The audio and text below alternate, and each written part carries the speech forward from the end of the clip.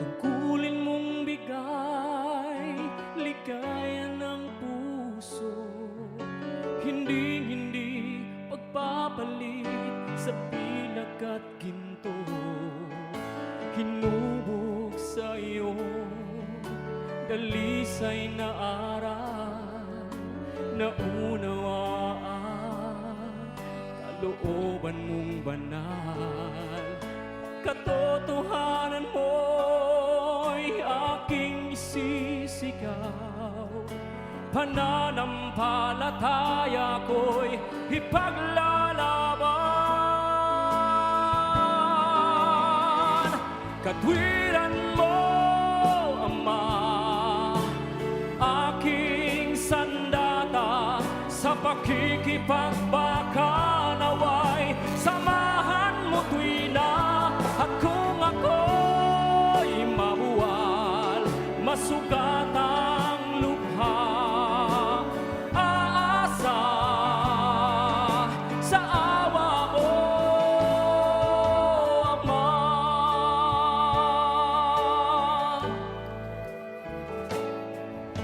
Inuusig man sa buhay na ito, tulungan mo ako nang makayanan ko, hanggang sa magwakas magtitiis ako. Hindi ako uurong at di susuko. Katwiran mo, Ama, aking sandata, sa pakikipagbaka naway samahan mo tuwi na.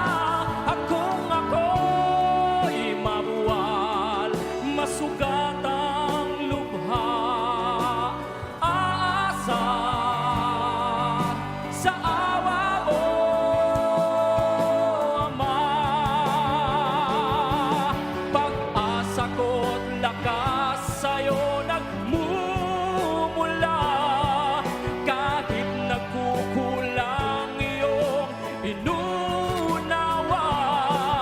Salamat, Ama.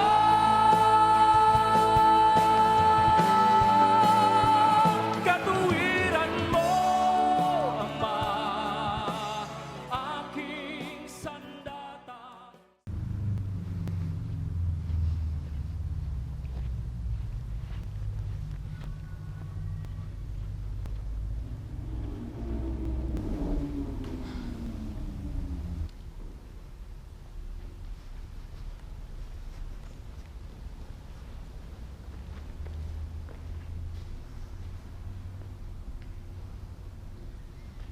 Inaanyayahan ko kayo ng isa sa misang ito, misa ng kapistahan ng pag-akyat ng ating Panginoon sa kalangitan, na siyang nangako na tayo sasama niya pagdating ng panahon sa kanyang kaharian.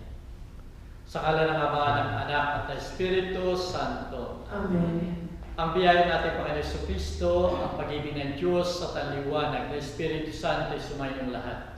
At sumayin rin. Minamahal ko mga kapatid sa pananampalataya, sa mga pagkakataon na tayo ay nagkulang, lalong-lalo na sa ating tungkulin na ipahayag ang salita ng Diyos sa ibang mga tao, humingi tayo ng kapatawaran sa ating Panginoon. Ako'y nagkukumpisal sa Diyos na makapangyarihan at sa inyo mga kapatid, sapagkat luma akong nagkasala sa isip, sa wika at sa gawa, at sa aking pagkukulang, dahil sa aking pinakamalaking sala.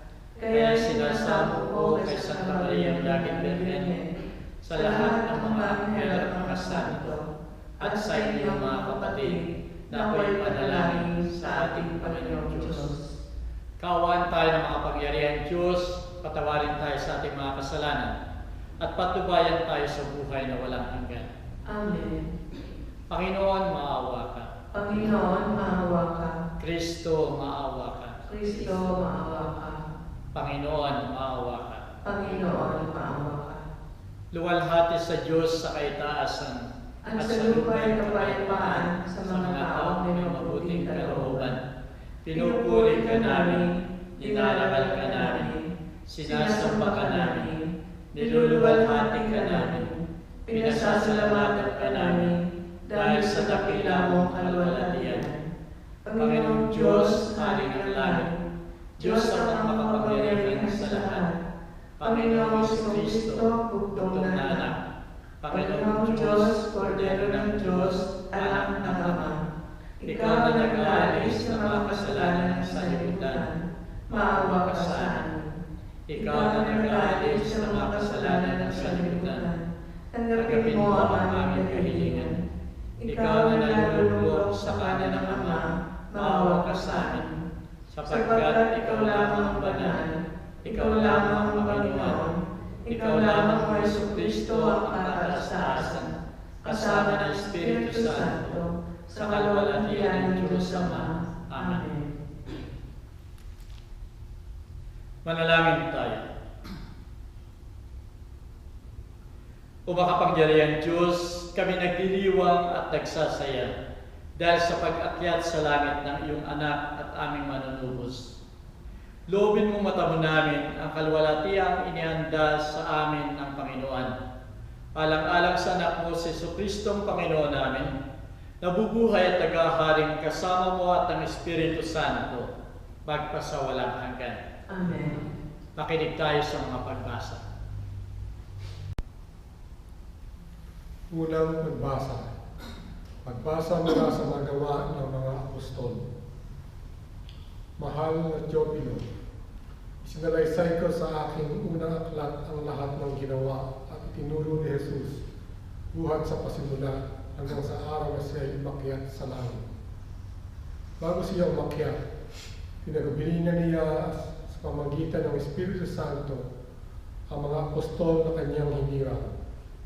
Pagkatapos ng kanyang pagbabata, maraming ulit siyang nagpakita sa kanila. Sa gayon, napatunayang siya'y buhay. Napakita siya sa kanila sa loob ng 40 araw at nagturo tungkol sa paghahari ng Diyos. At samantalang siya'y kasama-sama pa nila, kanyang pinagbilinan sila. Huwag muna kayong aalis sa Jerusalem. Hintayin ninyo roon ang pinangako ng Ama na sinabi ko na sa inyo. Nagbinyag na sa tubig si Juan, ngunit di magtatagal ay bibinyagan kayo sa Espiritu Santo. Kaya't nang magkasama-sama si Jesus at ang mga alagad, nagtanong ang mga ito, Panginoon, itatatag ba ninyong muli ang kaharian ng Israel? Sumagot siya, ang mga panahon at sandali ay tinakda ng Ama sa kanyang sariling kapangyarihan at hindi na kailangan pang malaman ninyo kung kailan yon. Ngunit bibigyan kayo ng kapangyarihan pagbabasa inyo ng Espiritu Santo at kayo'y magiging mga saksi ko sa Jerusalem, sa buong Judea at Samaria at sa kanyang sa dulo ng daigdig. Pagkasabi nito, siya'y iniakyat sa langit, samantalang nakatingin sila sa kanya, at natakpan siya ng ulap. Habang sila'y nakatitig sa langit, 2 lalaking nakaputi ang biglang tumayo sa tabi nila. Mga taga-Galilea, sabi nila, bakit kayo narito nakatingala sa langit? Itong si Jesus na umakyat sa langit ay magbabalik tulad ng nakita ninyong pag-akyat niya. Ang salita ng Diyos. Salamat sa Diyos. Salmo Responsorio.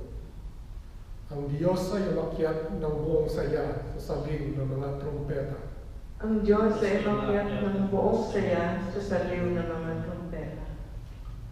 Magdiwang ang lahat ng mga nilikha. Tumalakpak kayong may awit at tuwa bilang pagpuri sa Diyos na dakila. Ang Diyos na poon, kataas-taasan, ay dakilang haring dapat katakutan. Siya'y naghahari sa sangkatauhan. Ang Diyos ay umakyat ng buong saya sa saliw ng mga trumpeta. Umakyat sa trono ang Panginoong Diyos. Hatid ng tambuling malakas ang tunog. Masayang sigawan ang ipinangsuot. Purihin ang Diyos. Siya ay awitan. Awitan ng hari. Siya ay papurihan. Ang Diyos ay maakyat ng buong saya sa salim ng mga trumpeta. Ang Diyos, siyang hari ng lahat ng bangsa. Awitan purihin ng mga likha. Maghahari siya sa lahat ng bansa, magmula sa tronong banal at takila. Ang Diyos ay maakyat ng buong saya sa salim ng mga trumpeta. Ikalawang pagbasa. Pagbasa sa sulat ni Apostol San Pablo sa mga taga-Efeso. Mga kapatid, hinihiling ko sa Diyos ng ating Panginoong Hesukristo, ang dakilang Ama, na pagkalooban niya kayo ng espiritu ng karunungan at ng tunay na pagkakilala sa Kanya. Naway liwanagan ng Diyos ang inyong mga isip upang malaman ninyo ang ating inaasahan sa Kanyang pagtawag sa atin. Ito'y ang kalwalhatiang inilaan niya sa Kanyang mga hinirang at ang walang hanggang kapangyarihan niya sa atin na mga nananalig sa Kanya. Ang kapangyarihan ding iyon ang muling bumuhay kay Kristo at nagluklok sa Kanya sa kalangitan, sa kanan ng Diyos. Kaya't nasa ilalim ng kapangyarihan ni Kristo ang lahat ng paghahari, kapamahalaan, kapangyarihan at pamunuan. Higit ang Kanyang pangalan kaysa lahat ng pangalan, hindi lamang sa panahong ito, kundi pati na sa darating. Ipinailalim ng Diyos sa kapangyarihan ni Kristo ang lahat ng bagay, at siya ang ginawang ulo ng simbahan.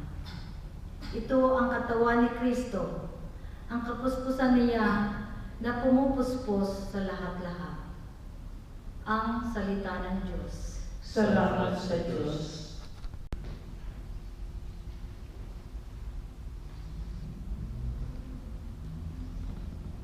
Hallelujah, Hallelujah. Pumayo kayo upang turuan ang lahat ng mga bansa, wika ng Panginoon.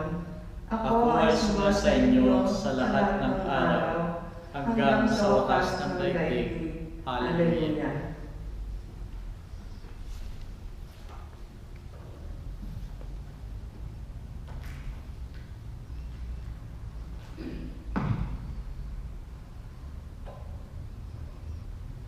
Sumainyo ang Panginoon. At sumainyo rin. Ang pagbasa sa Banal na Ebanghelyo ayon kay Marcos. Luwalhati sa iyo, Panginoon.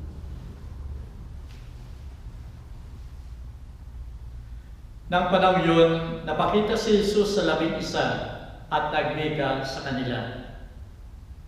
Magsihayo kayo sa buong daigdig at ipangaral ninyo ang Ebanghelyo sa lahat ng pinapan. Ang sumasampalataya at mabinyagan ay maliligtas. Ang hindi sumasampalataya ay parurusahan. At ito nga ang mga himala na tataglayin ng mga magsisampalataya. Sa aking pangalan ay magpapalaya sila ng mga demonyo, magsasalita sila ng mga bagong wika, hahawak ng mga ahas, at sakali makainom sila ng lason, ay hindi makasasama sa kanila. Ipapatong ang kalamang kamay sa mga may sakit at pagsisigaling ang mga ito. Ang Panginoong Hesus, pagkasalita sa kanila, ay iniakyat sa langit at lumuklok sa kanan ng Diyos. Pagkatapos, nagsiyaon sila upang mangaral sa lahat ng tao, samantalang tinutulungan sila ng Panginoon at pinatutunayan ang salita sa pamamagitan ng mga himalang kasama nito. Ang salita ng Diyos. Purihin ka, O Kristo.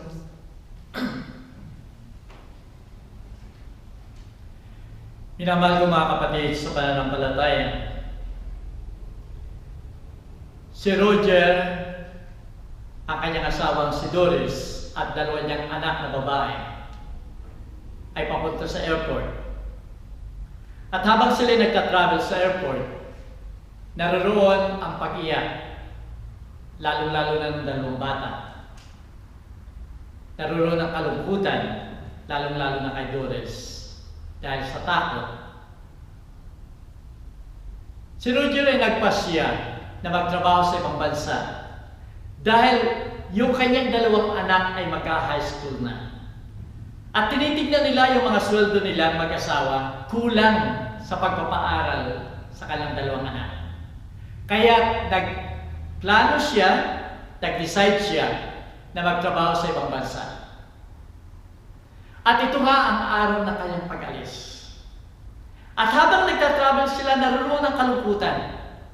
Subalit bago bumaba ng sakyan sa airport, si Roger, ibinigay niya ang mga habilin niya sa kanyang dalawang anak. Mag-aral kayo ng mabuti para sa inyong kinabukasan. Magpakaibait kayo at sumunod sa inyong ina. Ang habilin niya kay Doris sa kanyang asawa, alagaan mo ang dalawa nating mga anak at patuloy mong pag-aralin sila. Naroon ang hirap na nakikita ni Doris. Naroon yung takot sapagkat nag-iisa siyang magpapalaki sa kalawang anak. Subalit na makita ni Roger yung takot na yon, pag-aalinlangan sa kanyang asawa, binigyan niya ng assurance yung kanyang pamilya mag-ina. Ang sabi niya kay Doris, ako ay magpapadala regularly ng pera sa inyo para sa inyong kabuhayan at pagpapaaral.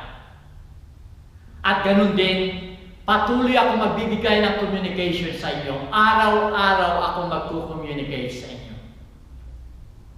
Pagkatapos noon, ang sabi niya na napakagandang assurance sa kanyang mag-ina, sa aking pagbabalik, huwag kayong mabahala sapagkat giginhawa na ang ating buhay. Minamahal ko mga kapatid sa pananampalataya. Sa banal na Ebanghelyo ay makikita natin yung kapistahan ng pag-akyat ng ating Panginoon sa kalangitan. Siya ay iaakyat, iluluklok sa kanan ng kanyang Ama. Subalit bago niya nagawa ito, tinupad niya yung misyon na binigay sa kanya ng kanyang Ama, kaya't siya ay pumunta dito sa daigdig. At ang misyon niya ay iligtas sa mga tao. Subalit sa misyon niya, ang dami niyang hirap na pinagdaanan. Hanggang sa katapusan, siya ay naghirap sa krus at namatay sa krus. Pero ang tagumpay niya, ang glorification niya, ay ngayon nga sa pagbalik, pag-akyat sa kanan ng kanyang Ama. Glory after cross. Pero kung titingnan natin sa kapistahan ito, kung titingnan natin yung Gospel ni St. Luke, ang binigyan niya ng pansin ay kung paano umakyat unti-unti at bumukas ang kalangitan at pumunta ang ating Panginoon sa kanyang Ama. Pero sa banal na Ebanghelyo na ngayon ay ibang binigyan ng pansin at diin ni St. Mark. Ang binigyan niya ng pansin ngayon ay yung message ng ating Panginoon. Yung message, yung bilin ng ating Panginoon sa kanyang mga alagad bago siya umakyat sa langit. At ang message niya, sinasabi dito, humayo kayo sa lahat ng dako ng daigdig at ipangaral ninyo ang Ebanghelyo sa lahat ng kinapal. Ang sumasampalataya at mabinyagan ay maliligtas. Subalit ang hindi sumampalataya ay mapaparusahan. Ito ang bilin ng ating Panginoon. Ito ang bilin na binigay niya sa kanyang mga alagad ng araw ng kanyang pag-akyat. At tayo nga na mga binyagan, tayo ngayon ang mga apostoles na pinagbilinan ng ating Panginoon. Iniwan yung misyon na yon sa atin nang tayo binyagan na ipalaganap natin ang Ebanghelyo sa lahat ng tao. At ito'y napakabigat na misyon. Ito ay napakabigat na pananagutan. Bakit mabigat? Mabigat sapagkat napakahirap ito para sa atin. Sinasabi niya, ipahayag ang banal na ebanghelyo sa lahat ng tao, sa lahat ng dako. Ay kung minsan sa ating pamilya, napakahirap na nga eh. Napakahirap mag-evangelize sa ating pamilya kung minsan. Mga anak na hindi na sumusunod sa mga magulang. Actually, ang findings study dito sa Australia, ilang taon na nakararaan. Yung mga estudyante na nag-aral sa Catholic schools, after ng kanilang graduation, 14% lamang sa kanila ang nagsisimba na.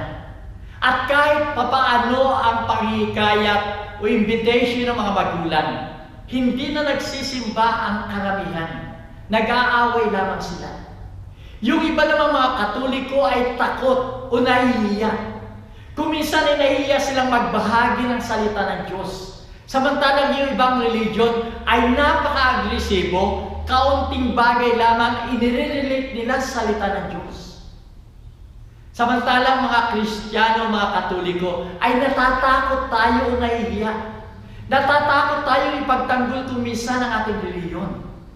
Sa ibang reliyon, itry ninyo na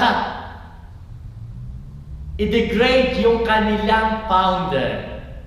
Yung kanilang dinidiyos ay pulaan ninyo o siraan ninyo at ipagtatanggol nila hanggang kamatayan. Pero tayong mga Katoliko, pinagmumura na nga ng presidente yung ating Diyos, wala pa tayong ginagawa. May ginawa ba tayo? Wala, sapagkat tayo natatakot. Dahil dito, ito nga'y napakabigat na misyon. Pero ipinapaalala sa atin na ito ang misyon natin na dapat nating gawin. Ito ay napakabigat sapagkat kalimitan o karamihan sa aral ng ating pananampalataya ay taliwas doon sa ginagawa pag-iisip, lalong-lalo na ngayong panahong ito. Ang bilis ng technologies, ang bilis ng mga inventions, at dahil dito, yung pag-iisip ng mga tao, lalong-lalo na ng mga kabataan, ay naiiba. Yung batas na isinusulong ngayon, tungo doon sa modernization na yon, ay taliwas kuminsan sa moralidad at aral ng simbahan. Kaya't napakabigat ng ating misyon. Mapalad tayo, sapagkat tayong mga Pilipino, 500 years ago, tayo ay nagsiselebrate ngayon ng 500 years of Christianity sa tayong mga Pilipino. At mapapalad tayo na kahit iba yung pananaw, yung ugali at kultura ng mga taong dinatnan ng mga unang Kristiyano sa Cebu, ay nagawa nilang talikdan yung mga lumang kulturang yon at ipalit nila ang Kristyanisismo, at dito nagsimula ang ating pananampalatayang Kristiyano dito sa Pilipinas. Sana ganun din tayo. Mahirapan tayong lumaban sa kultura, pag-iisip at batas ng bagong mundo. Subalit huwag tayong matakot, huwag tayong tumigil sa ating mga gawain. Totoo nga, minamahal ko mga kapatid, na napakahirap. Subalit dapat natin gawin ang misyong ito, sapagkat dito nakasalalay ang kaligtasan ng lahat ng tao. Sinasabi nga niya, ang sumasampalataya at mabinyagan ay maliligtas. Ang hindi sumasampalataya ay parurusahan. Dahil dito, mahirap at ito ay nakakatakot, subalit binigyan tayo ng kapangyarihan. Katulad ni Roger na nagbigay ng assurance sa kanyang mag-iina, padadalhan ko kayo ng pera regularly at ako'y patuloy na magpo-communicate sa inyo. Ganon din ang ating Panginoon. Binigyan niya ng kapangyarihan, ng assurance, tayong lahat ng mga binyagan, na sinasabi niya, kayo ay magpapalayas ng mga demonyo. Kayo ay bibigyan ko ng kapangyarihan na humawak ng mga ahas. At kung kayo ay makakainom ng lason, ay hindi makakasama sa inyo. Kayo ay magsasalita ng iba't ibang wika. Kayo ay magpapagaling ng mga may sakit. At ako ay inaasahan, ako ay sumasa inyo hanggang sa wakas ng mundo. Patuloy na communication, patuloy na divine protection para sa atin ang pangako ng ating Panginoon. Minamahal ko mga kapatid, totoo ang mahirap, subalit ang lahat ng ito ay dapat nating gawin. Sa kapistahan ito ng pag-akyat ng ating Panginoon sa kalangitan, sana huwag tayong matakot, huwag tayong malungkot, subalit dapat tayong matuwa. Sapagkat ang pag-akyat ng ating Panginoon sa kalangitan ay garanti para sa atin. Sapagkat sinasabi niya, kung saan ako naroon ang aking mga alagad. Tayo ang mga alagad na nais ng ating Panginoon na dalhin doon. Totoo nga na nalampasan niya ang lahat ng paghihirap. Ganon din ang assurance sa atin. Ano man ang ating nararanasan ngayon, tayo man ay nagdaranas ng problema, tayo man ay nagdaranas ng hirap, trials, crisis sa buhay, tayo man ay natatakot o may sakit ng COVID-19 o personal na sakit sa ating katawan, naririto ang garanti sa atin. Malalampasan natin ito at pagdalampasan natin, isasama natin tayo ng ating Panginoon sa kanyang kaluwalhatian na naroon ang garantiya ng kaligayahan para sa atin. Ang kapistahan ito'y paalaala rin sa atin na dapat nating sundin ang kanyang kautusan. Dapat nating paipatuloy ang misyong iniwan sa atin upang sa ganon, sa kanyang pagbabalik, ay makita niya tayo katulad ng mga tapat na utusan na patuloy na nagbabantay sa kanyang Panginoon at sa kanyang pagbabalik na nakita tayong nagbabantay, isasama niya tayo sa kalangitan sa kanyang kalwalhatian. Minamahal ko mga kapatid, ito rin ang pangako ni Roger sa kanyang mag-ina. Sa aking pagbabalik, giginhawa ang aking buhay.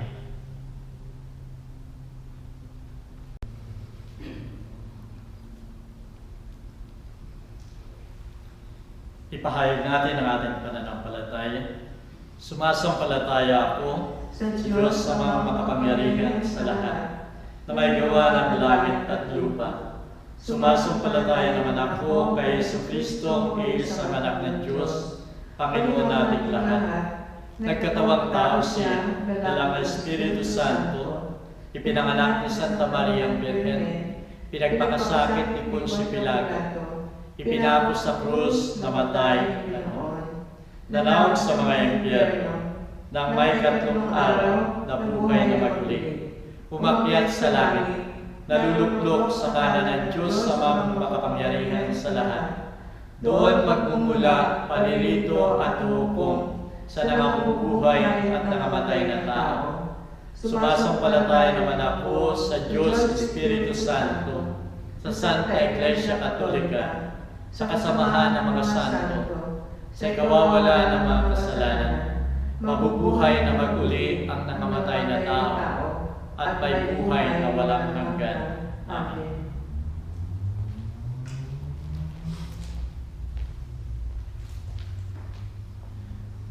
Panalangin ng bayan.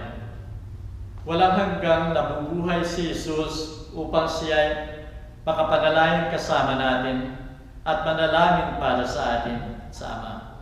Sa pamamagitan niya, ipanalangin natin ang ating pangangailangan at pangangailangan ng buong simbahan at sagutin natin ang bawat panalangin. Panginoon ang kaluwalhatian, dinggin mo kami. Panginoon ang kaluwalhatian, dinggin mo kami. Nawa ang Santo Papa, mga obispo at mga pari ay patuloy na magpahayag ng magandang balita ni Jesucristo sa bawat oras at sa lahat ng dako. Manalangin tayo. Panginoon ang kaluwalhatian, dinggin mo kami. Gampanan nawa ng bawat mamamahayag ang tungkulin nilang magulat sa katotohanan ng may paggalang sa karapatan ng kapwa-tao at sa diwa ng balanse at tapat na report. Manalangin tayo.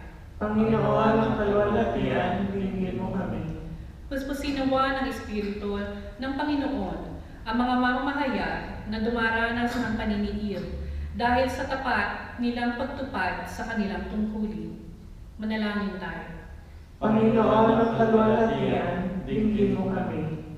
Ituring nawa ng bawat isa ang makabagong teknolohiya bilang magandang biyaya ng Diyos tungo sa pagunlad sa halip na instrumento ng pagkakasala.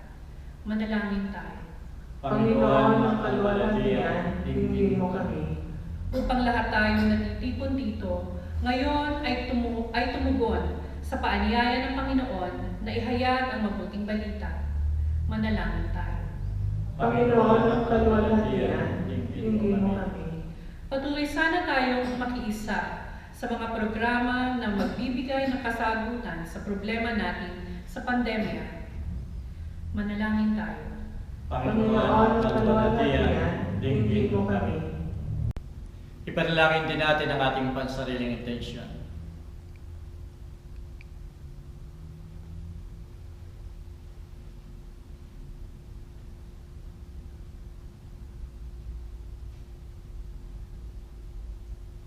Panginoong Diyos, bumalik na ang iyong anak upang makibahagi sa kaluwalhatian mo.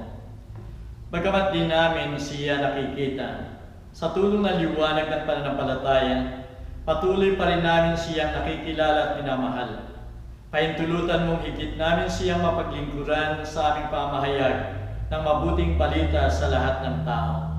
Hiniling namin to sa ngalan ni Kristo, aming Panginoon. Amen.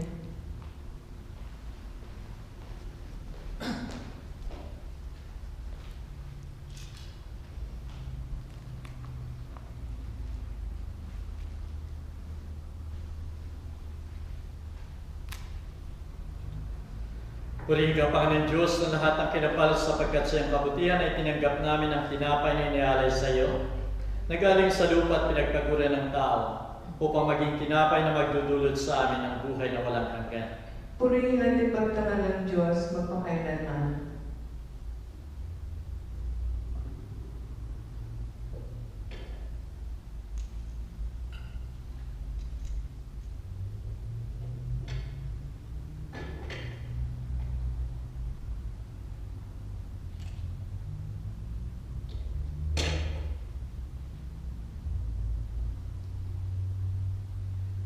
Purihin ka, Panginoon Diyos, na lahat ng kinapal sapagkat sa iyong kabutihan ay tinanggap namin ang alak na inialay sa iyo, na galing sa punong ubas at pinagpaguran ng tao, upang magiinumin ang aming kaluluwa.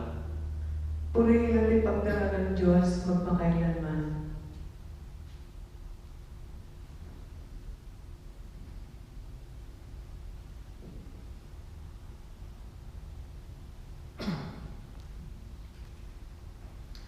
Manalangin kayo mga kapatid, upang ating sakripisyo maging kalugod-lugod sa Diyos sa mga makapangyarihan. Tanggapin nawa ng Panginoon itong sakripisyo sa iyong mga kamay, sa kapurihan niya ang darangalan, sa ating ikagagalingan ng buwan niyang Iglesyang Banal. Tanggapin mo ang mga iniaalay sa karangalan ng pag-akyat sa langit ng anak mo. Hiniling namin na sa pag-aang ito ay may talaga ang aming isip at damdamin sa paglilingkod sa iyo, alang-alang kay Kristo, aming Panginoon. Amen. Sumayin niyo ang Panginoon. At sumayin Isipin ninyo at mahalin ang Diyos. iniisip namin siya at minamahal. Pasalamatan natin ang Panginoon nating Diyos. Marapat at matuwid. Ama namin makapangyarihan, tunay ngang marapat na ikaw ay pasalamatan, lalo na ay pinagdiriwang ang pag-akyat ng Mesiyas, ang maamong tupa na tumubos sa aming lahat. Ang iyong anak na minamahal ay naghain ng sarili niyang buhay. Siya ang tupang maamong umako sa kaparusahan upang mapatawad ang kasalanan ng sanlibutan. Sa pagkamatay niya sa banal na krus, ang kamatayan namin ay kanyang nilubig. Sa pagkabuhay niya bilang manunubos, pag-asa at pagkabuhay ay aming nakamit. Kaya kaisa ng mga anghel na nagsisiawit ng papuri sa iyo, nang walang humpay sa kalangitan, kami nagbubunyi sa iyong kadakilaan. Santo, Santo, Santo ang Panginoong Diyos na makapangyarihan, napupuno ang langit at lupa ng kalwalhatian mo, kusana sa kaitaasan. Pinagpala ang naparirito sa ngalan ng Panginoon, Hosana sa kaitaasan. Ikaw nga, Panginoon, ay tunay na banal at sa'yo nagmumula ang lahat ng kabanalan. Basbasan mo sana mga kaloob na ito sa pamagitan ng iyong Espiritu, upang sa aming kapapanuto ay maging katawan at dugo ni Jesucristo aming Panginoon. Bago siya pahirapan at magpakasakit, kinuha niya ang tinapay. Nagpasalamat sa iyo. Hinati yun at ibinigay sa kanyang mga alagad na ang wika. Tanggapin ninyong lahat ito at kanin. Ito ang aking katawan na ihahandog ng dahil sa inyo.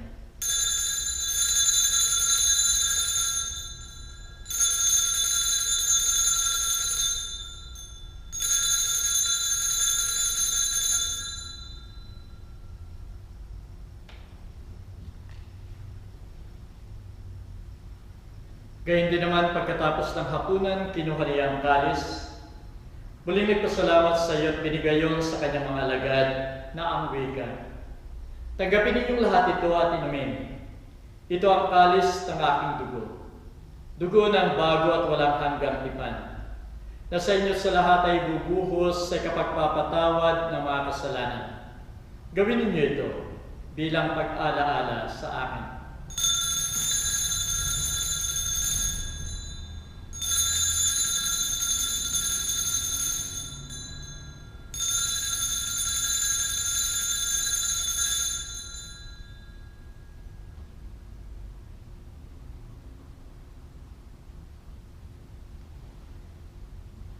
Ipagdangalatin ang sakramento ng ating pananampalataya. Si Kristo ay namatay, si Kristo ay nabuhay, si Kristo ay babalik sa wakas ng panahon. Kaya sa pagunita sa kamatayan at muling pagkabuhay na iyong anak, inalay namin sa iyo, Ama, ang tinapay na nagdudulot ng buhay at ang kalis na nagbibigay ng kaligtasan. Nagpapasalamat kami sa iyo sapagkat minarapat mo kaming tanggapin sa mahal mong harapan upang maglingkod sa iyo. Pakumbabang isinasamo namin na kami makikinabang ng katawan at dugo ni Kristo ay pag-isahin ng Espiritu Santo. Alalahanin mo, Panginoon, ay iyong simbahan sa buong daigdig. Kasama Santo Papa si Francisco, ang aming Arsobispo si Anthony at lahat ng mga pari. Gawin mong ganap ang iyong simbahan sa buklod ng pag-ibig. Alalahanin mo rin ang aming mga kapatid na naimlay na umaasang muli mabubuhay at lahat ng mga yumao. Tanggapin mo sana sila sa maluwalhati mong harapan. Maawa ka sa aming lahat. Gawin mo kaming marapat na pumasok sa buhay na walang hanggan, kasama ni Maria Bermina ng Diyos, kasama ng mga apostol at lahat ng mga banal, na tumupad na iyong kalooban sa lahat ng panahon upang magpuri sa iyo, alang-alang kay Jesucristo anak. Sa pamagitan ni Kristo, kasama niya at sa Kanya, o Diyos sa mga makapangyarihan, ikaw ay pinupuri at ipinagdarangal, kaysa na Espiritu Santo, magpasawalang hanggan. Amen.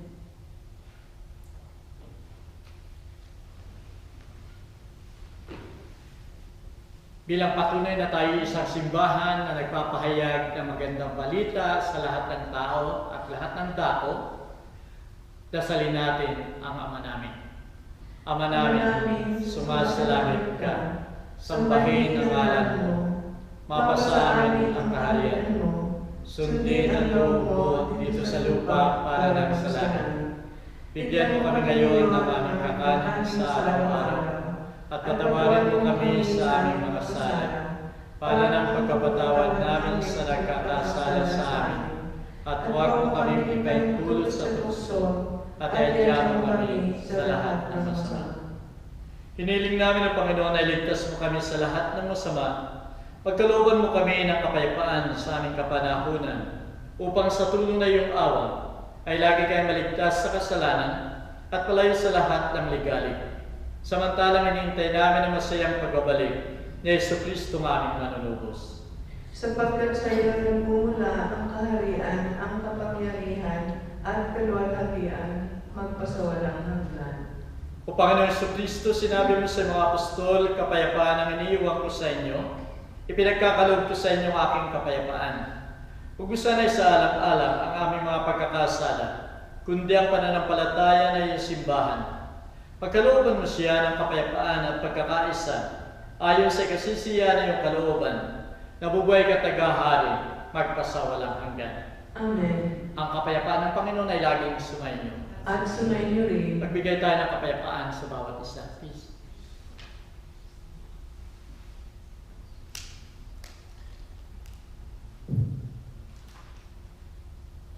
Kordero ng Diyos na nag-alis ng mga kasalanan sa libutan, maawa ka sa amin. Kordero ng Diyos na nag-alis ng mga kasalanan sa libutan, maawa ka sa amin. Kordero ng Diyos na nag-alis ng mga kasalanan sa libutan, ipagkaloob mo sa amin ang kapayapaan.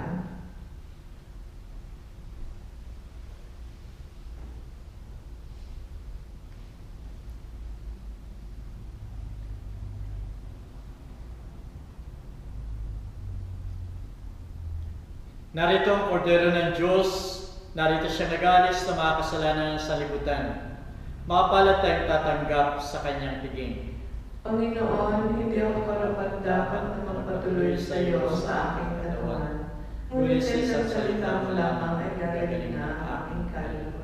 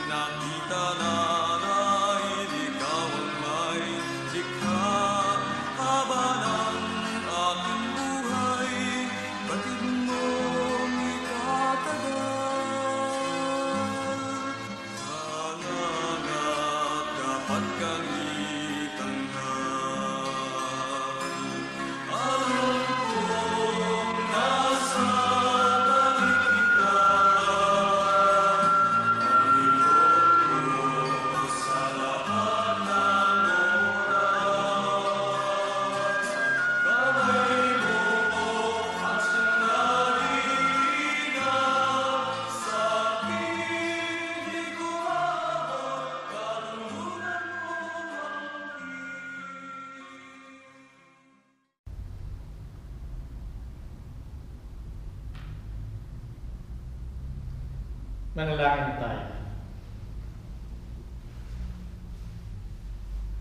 O Diyos na makapangyarihan, binabahaginan mo kami na iyong mga banal na misteryo. Sa aming pamumuhay ay sikapin sana namin ang pakikiisa sa iyo, upang balang araw ay makapiling ka namin, alang-alang kay Kristo aming Panginoon. Amen.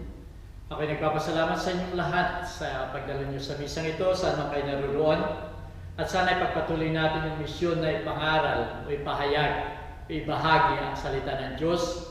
Kung wala kayong mga plano o hindi nyo alam kung paano gagawin yon, gusto ko magbigay ng isang suggestion na pagkatapos ng pakikinig ninyo sa mga misang katulad nito sa streaming or YouTube, ibahagi ninyo ito sa inyong kapwa. Marami kayong makakilala. Ang bilis ngayon ng mass media. Ngayon ay linggo rin ng mass media. Sana gamitin natin yun na ipamahagi yung salita ng Diyos. At kung kayo man ay nagsisimba at sa simbahan, pwede pa rin yung balikan yung mga misa sa YouTube at ibahagi ninyo ito sa inyong kapwa. Ito ay pagtupad, ito ay pagsunod sa misyong ibinibigay sa atin ng ating Panginoon bilang mga binyagan at bilang mga Kristiyano. Sana yun ay gawin natin sa pagsunod sa ating Panginoon. Sumayin niyo ang Panginoon. At sumayin rin. Naway pagpalain kayo ng makapangyarihang Diyos, Ama, Anak at Espiritu Santo. Amen. Kumain tayong mapayapa, tapos na ang misa. Salamat sa Diyos. Alam kong may magagawa ang Diyos. Alam kong may magagawa ang Diyos. Kung ako'y magtatapat sa Kaniya'y maglilingkod, alam kong may magagawa ang Diyos. Alam kong diringgin ng Diyos ang samo ko. Alam kong diringgin ng Diyos ang samo ko. Kung ako'y magtatapat sa Kaniya'y maglilingkod, alam kong diringgin ng Diyos ang samo ko. Ang makasama ng Diyos ay tunay. Ang makasama ng Diyos ay tunay. Kung ika'y lalapitan kaniya, ang makasama ng Diyos ay tunay. Mayroong maganda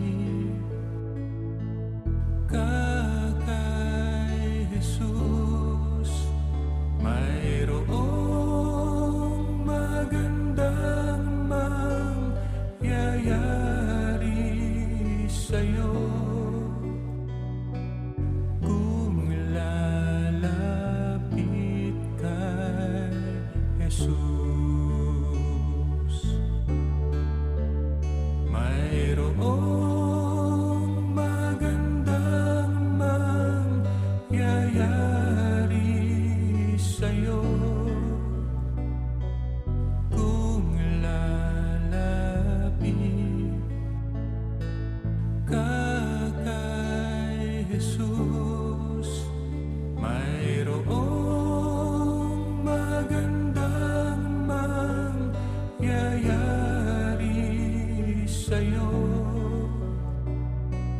kung lalapit kay Jesus.